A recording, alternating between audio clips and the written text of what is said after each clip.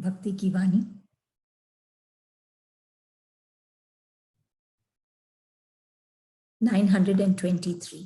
Nine to three.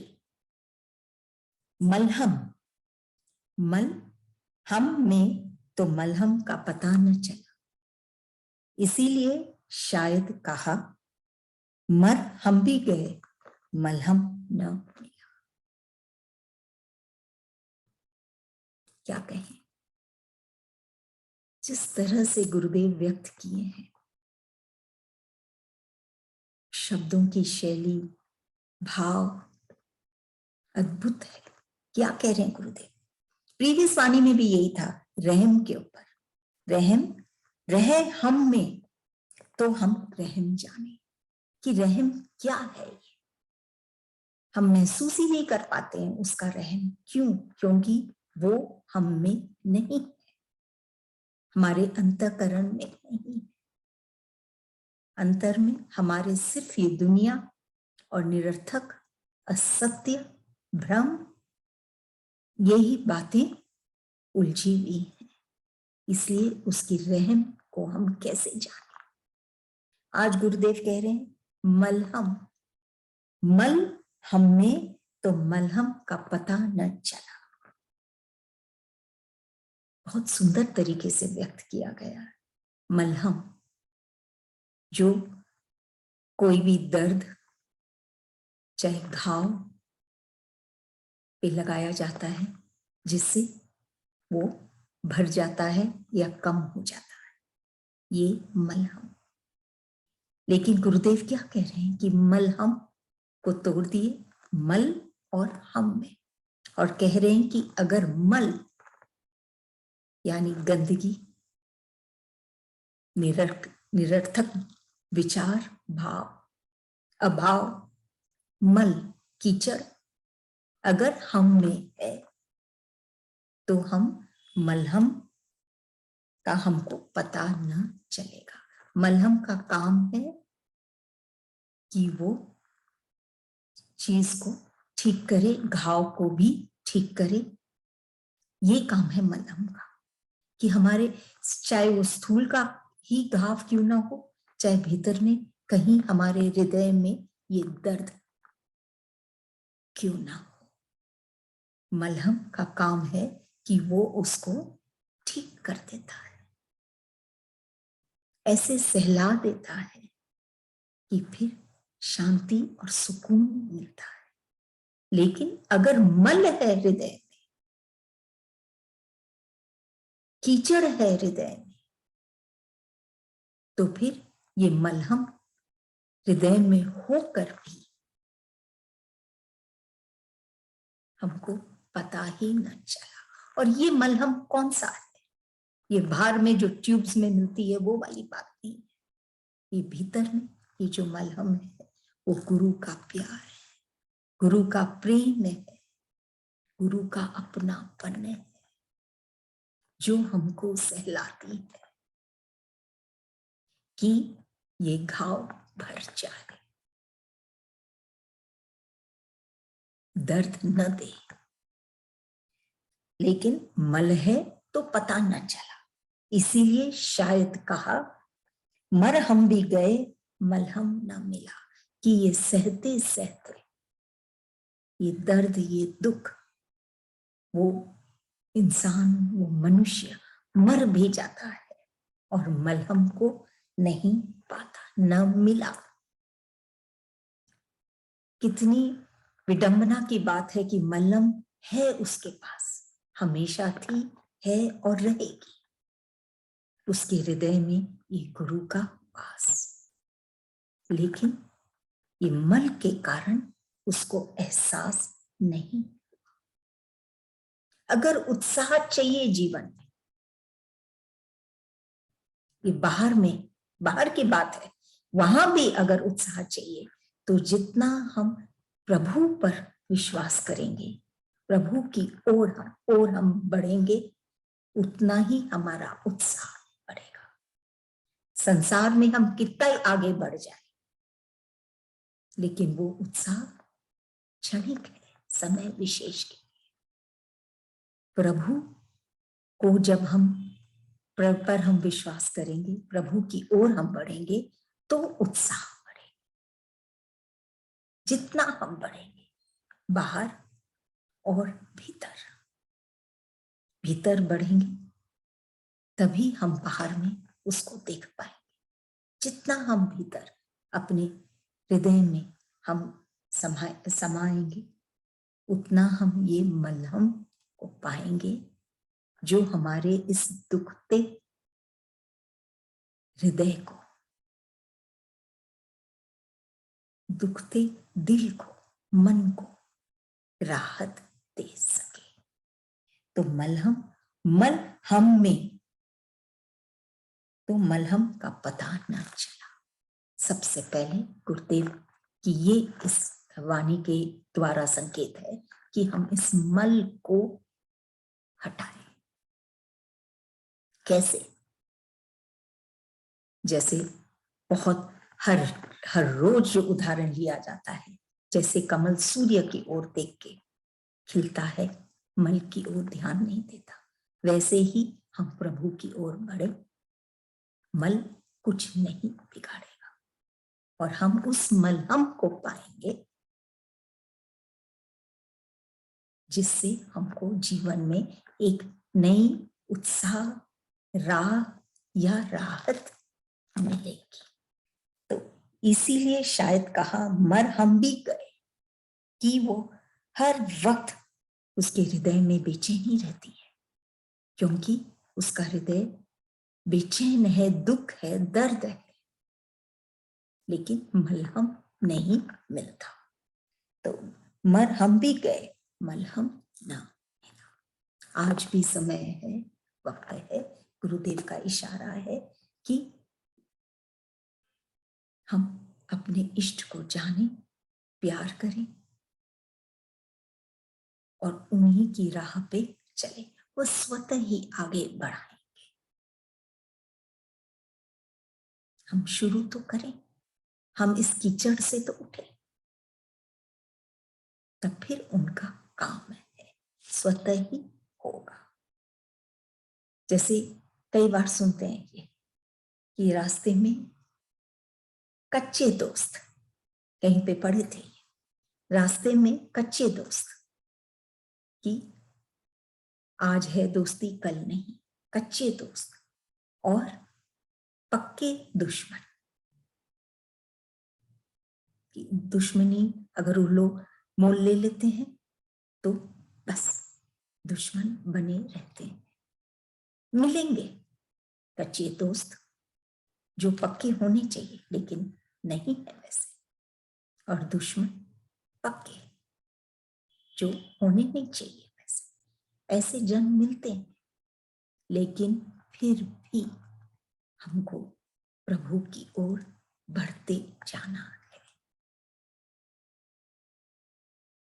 कहीं भी हमको रुकना नहीं है, कोई भी बाधा रोक नहीं पाए ऐसी स्थिति हम अपनी गति अपने मन में बनाएं और हम प्रभु की ओर चलते जाएं। यही जरूरी है।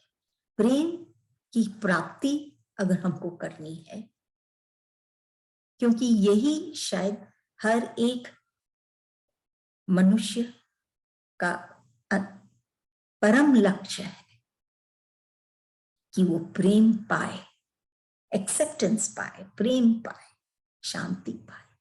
तो फिर प्रेम की प्राप्ति चाहिए तो प्रेम का मार्ग में चलकर ही प्रेम हमको मिल सकता है। घृणा करके हम चाहेंगे कि प्रेम मिले, ये मुनासिब नहीं है।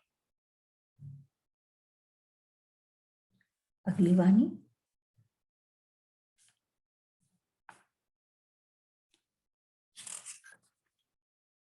924, 924। तम से मत में आया, फिर भी तम बना रहा, किंतु जब तुम आए तो तम भी न रहा, मत भी न रहा। तुमने मैं भी न रहने दिया, निर्मल किया प्रेम से और ऐसा पिलाया कि तम न रहा, मत न रहा केवल तुम बलदेव तुम। बहुत कुछ गुरुदेव कह रहे हैं इस वाणी में, फिर से पढ़ते हैं। तम से मत में आया, फिर भी तम बना रहा, किंतु जब तुम आए तो तम भी न रहा, मत भी न रहा। तुमने मैं भी न रहने दिया, निर्मल किया प्रेम से, और ऐसा पिलाया कि तुम न रहा, मत न रहा, केवल तुम बलदेव तुम। क्या कह रहे हैं गुरुदेव? तम से मत में आया कि जब तक प्रभु की शरण उस भक्त को नहीं मिलता, तब तक वो तम में रहता है। ये कह रहे हैं गुरुदेव। तम अंधकार, अज्ञानता, भ्रम, ये सब तम। जब तक गुरु या कोई ईश्वर नहीं मिलता या उनकी शरण वो नहीं लेता, तब तक वो इस अंधकार में जीता है। अंधकार में जीना मतलब टकराते रहना, स्पष्ट कुछ नहीं दिखना, अज्ञानता, जिससे वो चोट खाता रहता है। तो तम से मत में आया, ऐसे बेचैन हो जाता है वो इस अंधकार के कारण जो उसके अंतःकरण में छाया हुआ है, कि वो फिर कोई ना कोई का सहारा लेता है, मत वाले का, कोई ना कोई संप्रदाय, कुछ ना कुछ। तो तम से मत में आया, फिर भी तम बना रहा, फिर भी अंधकार में ही बना रहा। किंतु जब तुम आए, कि वो मत में तो आया, लेकिन कोई ना कोई सोच, कोई ऐसे जन के ग्रुप संप्रदाय में वो आया, लेकिन फिर भी जब तक तुम न आए, जब तक प्रभु नहीं मिलता, तब तक वो तम में ही रहता। जब तुम आए तो तम भी न रहा, मत भी न रहा। इसकी खास बात ये, तम भी न रहा, और सबसे खास बात मत भी न रहा, कि फिर वो मिट जाता है जब प्रभु की शरण में आता है, जब प्रभु आते हैं उसके जीवन में, या संयोगवश कोई संत आता है उनके जीवन में, क्योंकि संत प्रभु का ही स्वरूप है। जब वो आते हैं जीवन में तो ये तम मिट जाता है, प्रकाश आ जाता है उसकी सोच में, उसकी दृष्टि में और उसकी जीवन में प्रकाश आ जाता है। और सिर्फ प्रकाश ही नहीं आता, सिर्फ तम ही नहीं, तम खाली ही नहीं जाता, बल्कि मत भी न रहता, कि उसकी वो ये जो मत है, जहां जिद है, जहां उसकी सोच, क्या कहे, कड़वाहट है उसमें या सख्ती है इस मत में, वो भी नहीं रहती। तुमने मैं भी न रहने दिया। रिजल्ट की अहंकार रहित हो गया। ये जो मत नहीं रहा तो उसका मैं भी नहीं रहा, उसका अहंकार भी ना रहा, और वो निर्मल हो गया। निर्मल, नम्र, कितना ही तूफान क्यों ना आए, तूफान तो आते ही, क्या वो कोशिश नहीं करते कि फूलों को हम मुरझा दें या तोड़ दें, गिरा दें? लेकिन जो नम्र है, तूफान के बाद भी खिलते हैं, वैसे ही रहते हैं। तो ये मैं के जाने से ये स्थिति बनती है। ये जैसे गुरुदेव कह रहे हैं, तुमने मैं भी न रहने दिया, मत गया, मैं भी गया तो वो निर्मल बना। कितने तूफान क्यों ना आए, वो फिर भी वैसे ही अडिग खड़ा रहता है। और ऐसा पिलाया कि तम न रहा, मत न रहा। ऐसा रस निर्मल होने के कारण, नम्र होने के कारण पक गया जो फल, जो सॉफ्ट हो गया, निर्मल हो गया, उसमें मिठास है और रस भी है।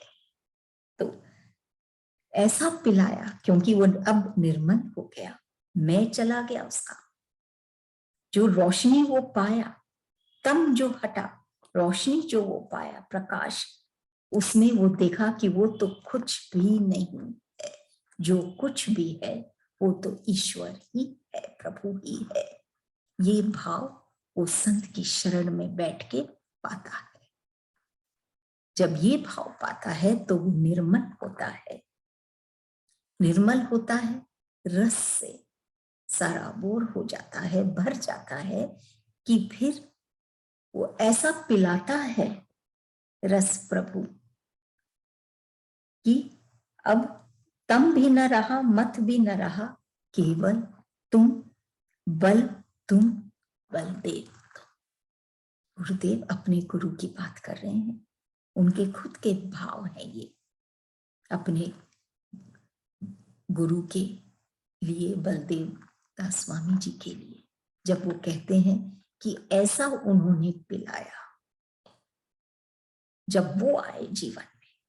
और तो मथ तम में थे, मथ में भी कई में भी घूमे, लेकिन जब वो आए जीवन में, बलदेव दास स्वामी संत जब कोई आए जीवन में, तब उन्होंने बल पाया, निर्मल हुए, ऐसा रस पिया, अहंकार रहित हुए, तब जाके जीवन सफल हुआ।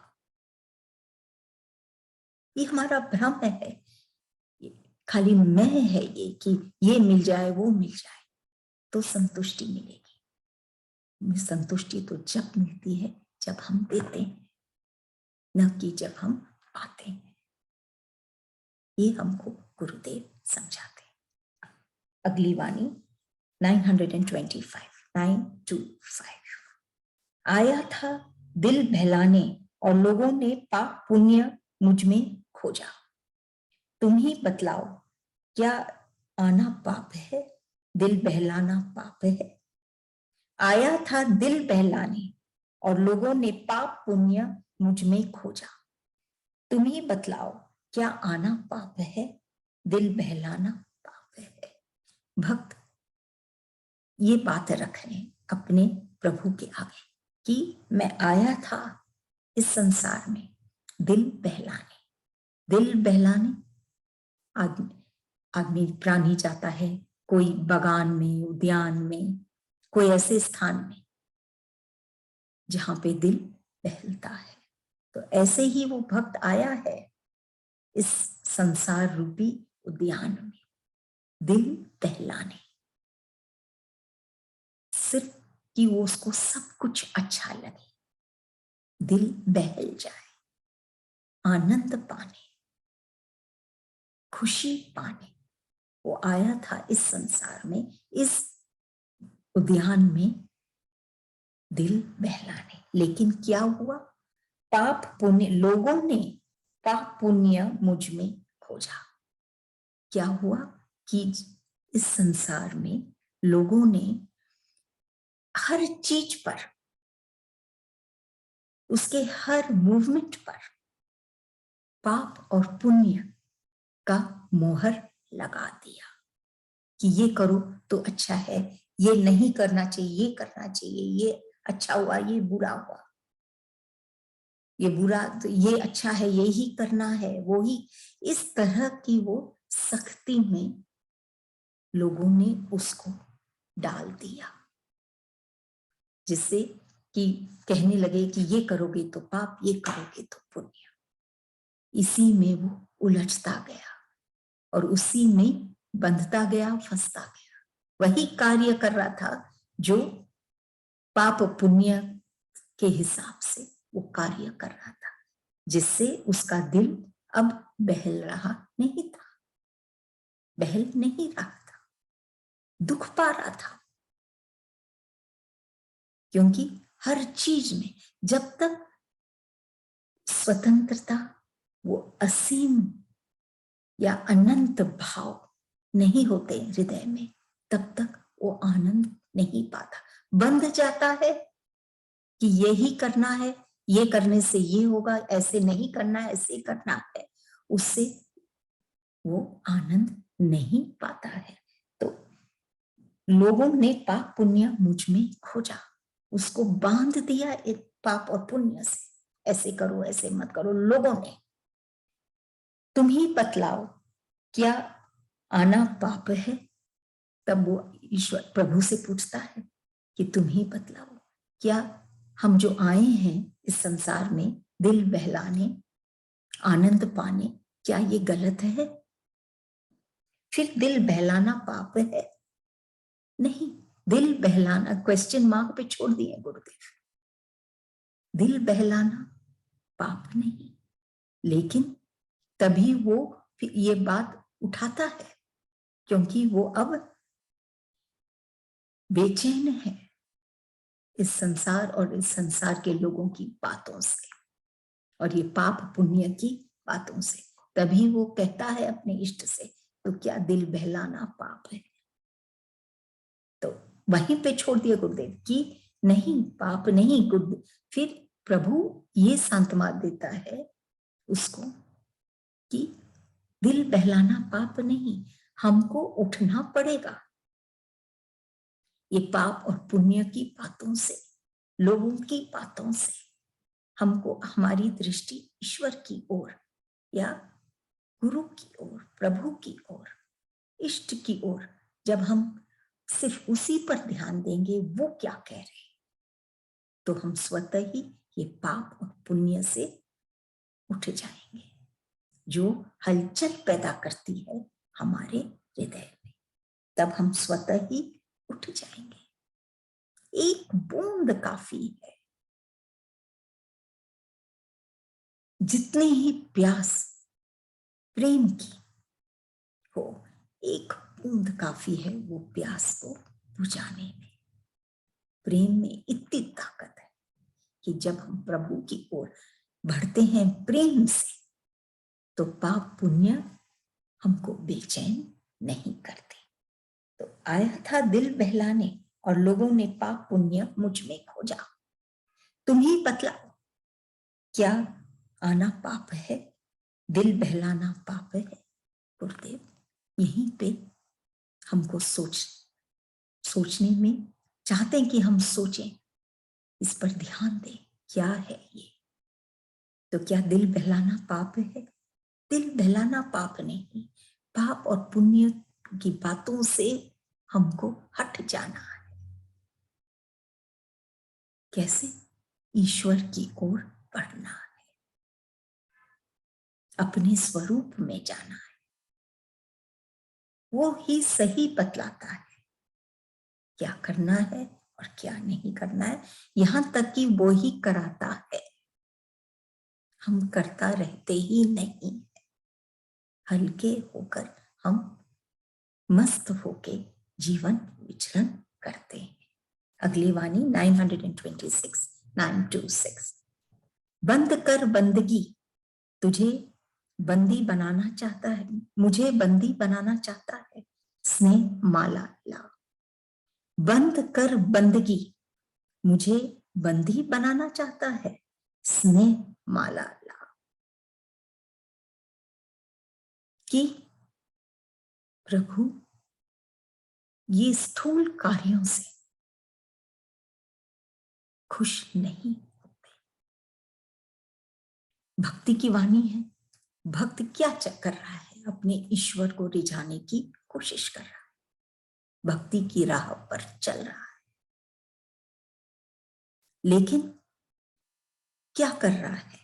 बंदगी बंदगी कर रहा है इन स्थूल कार्यों के द्वारा। वो खुद भी स्थूल है, कार्य भी स्थूल है, ईश्वर को भी वैसे ही समझता है। स्थूल से अलग क्या है ईश्वर, क्या है प्रभु, ये वो जानता ही नहीं है। बंद कर बंदगी। तब प्रभु कहते हैं कि इस तरह की बंदगी को बंद कर। मुझे बंदी बनाना चाहता है कि वो बंदी बन जाते हैं। बंदी बन जाते हैं मतलब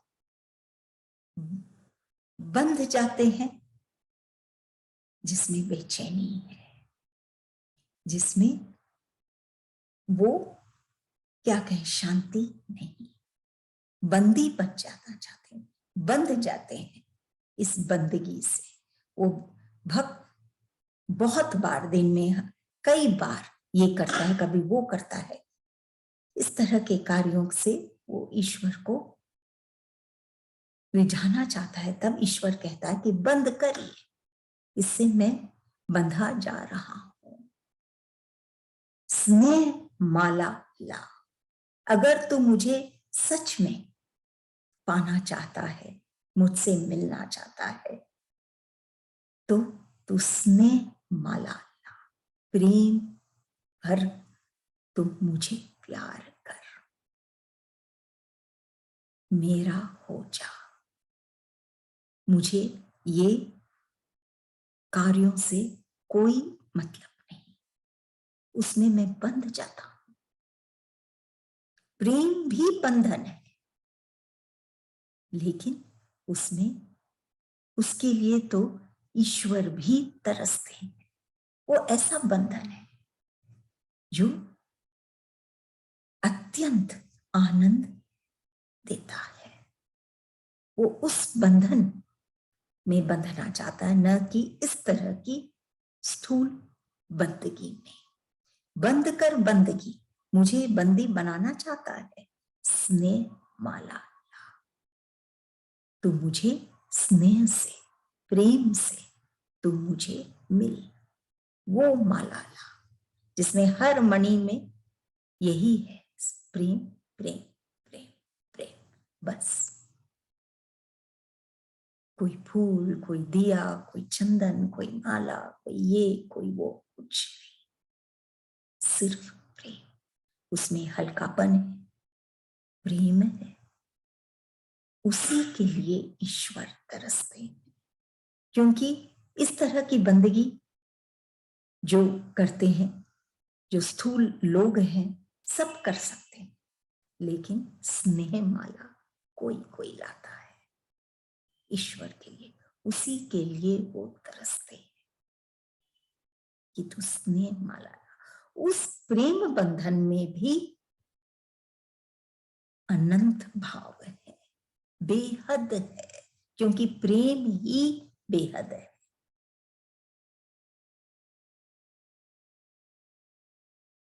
वो अनंत में जाकर ही उसका अंत होता है, ऐसा है। वो एक ऐसा फूल है, बल्कि संत भी,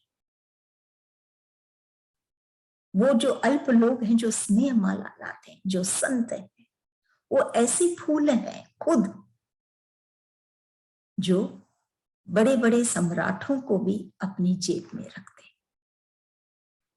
और सबसे बड़ा जो सम्राट है, ईश्वर को भी अपनी जेब में रखते हैं, क्योंकि वो ऐसे फूल हैं, खिले हैं, महकते हैं, सिर्फ प्रेम का प्रतीक है और कुछ नहीं, नम्र है। तो मुझे बंदी बनाना चाहता है स्नेह माला कि सबसे उत्तम ईश्वर को पाने के लिए हम चाहे 1000 कार्य और कर लें, लेकिन सबसे उत्तम है ये स्नेह ईश्वर के लिए, ये जरूरी है। और ये उनसे ही जुड़कर हम पाते हैं, उन्हीं की कृपा, उन्हीं की दया से हम पाते हैं। जब हम एक संत की शरण लेते हैं तो ये सहजता से होती है, नहीं तो हम तो इन्हीं बंदगी में, ईश्वर की बंदगी में, इन्हीं बंधनों में बंधे रहते हैं। ना हम इनसे उठ पाते हैं और न ईश्वर हमारा हो पाता है, न हम वो आनंद पाते हैं जिसके लिए हम बंदगी कर रहे हैं। तो स्नेह माला ला, भक्ति का सार, मेन एसेंस। स्थूल में एक बहुत सिंपल उदाहरण में हम लें तो फिर हम सब्जी बनाते हैं, उसमें सब कुछ डालते हैं, बड़े अच्छे अच्छे व्यंजन, स्वादिष्ट व्यंजन वगैरह सब डालते हैं, लेकिन जब तक वो नमक नहीं पड़ता तब तक वो स्वाद नहीं मिलता। ये तो स्थूल की बात है, तो उतनी ही है। लेकिन जब हम भक्ति की बात करते हैं कि हम सब कुछ करें, लेकिन जब तक वो प्यार ना हो, वो स्नेह का माला ना हो, तब तक हम ईश्वर को नहीं पाते। ईश्वर भी नहीं तो अपने आप को बंधा महसूस करते हैं, मुझे बंदी बनाना चाहता है। कोई भी बंदी नहीं बनना चाहता, सब स्वतंत्र होना चाहते। तभी कहते हैं तो मुझे बांध मत, ये सब छोटी छोटी चीजें करके तो मुझे बांध लेता है। प्यार कर, प्रेम कर मुझसे, मैं उसी के लिए तरस रहा हूं। अगली वाणी 927। तेरी वाणी हृदय स्पर्श करती है, बंद कर वाणी वेणु, व्याकुलता दे कर छिप जाएगा, तेरा क्या बिगड़ेगा, रो रो मरेंगे हम। तेरी वाणी हृदय स्पर्श करती है, बंद कर वाणी वेणु, व्याकुलता देकर छिप जाएगा, तेरा क्या बिगड़ेगा, रो रो मरेंगे। भक्त के हृदय की स्थिति कि तेरी वाणी हृदय स्पर्श करती है, कि वो भक्त प्रभु से जुड़ा है, बंधा है, प्रेम करता है।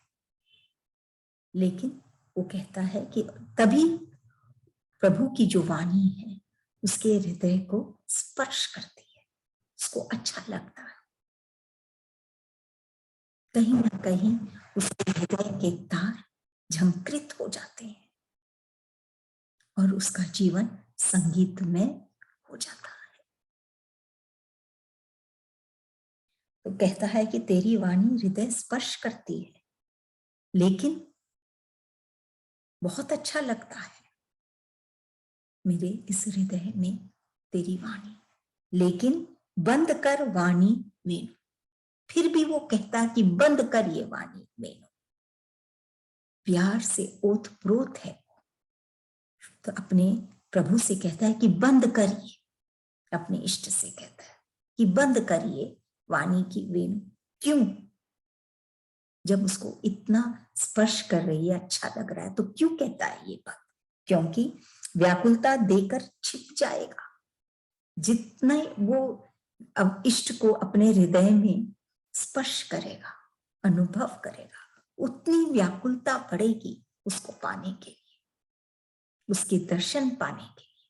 लेकिन क्या होता है, व्याकुलता देकर छिप जाएगा, कि वो व्याकुलता बढ़ा देता है वाणी के स्पर्श से, वाणी से व्याकुलता तो बढ़ा दिया उस भक्त के हृदय में, और फिर प्रभु छिप जाता है। तेरा क्या बिगड़ेगा, रो रो के मरेंगे हम। वो ये विरह को अनुभव करता है। ईश्वर वो वाणी को सुनता है, बहुत अच्छा लगता है। दोनों बंधे हैं प्रेम में, भक्त भी और भगवान भी। तभी वो भक्त को वाणी स्पर्श करती है और उसको अच्छा लगता है। लेकिन वो इतना व्याकुल हो जाता है कि और जैसे कहते हैं ना, दिल मांगे मोर, वो और में जाना चाहता है। सिर्फ वाणी नहीं, वो छटपटाने लग जाता है प्रभु के दर्शन के लिए। लेकिन प्रभु छिप जाते। तभी वो कहता है तेरा तो कुछ नहीं बिगड़ेगा। लेकिन वो भक्त की क्या स्थिति होती है, वो रो रो के उसका हाल बेहाल हो जाता है, जैसे कि वो जीवित ही न हो।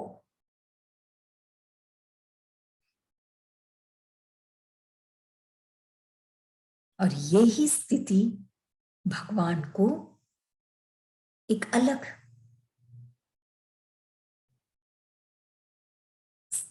क्या कहें, हिला देता है।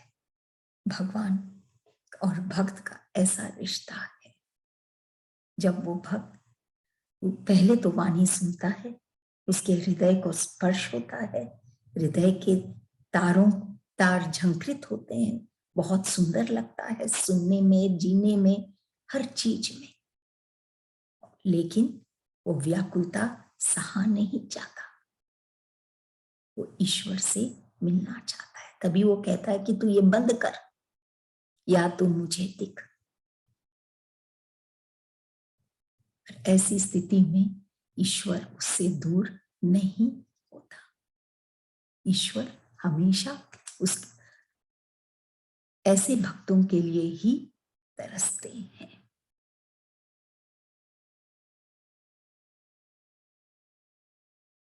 कोई भी हमारे शरीर में कोई भी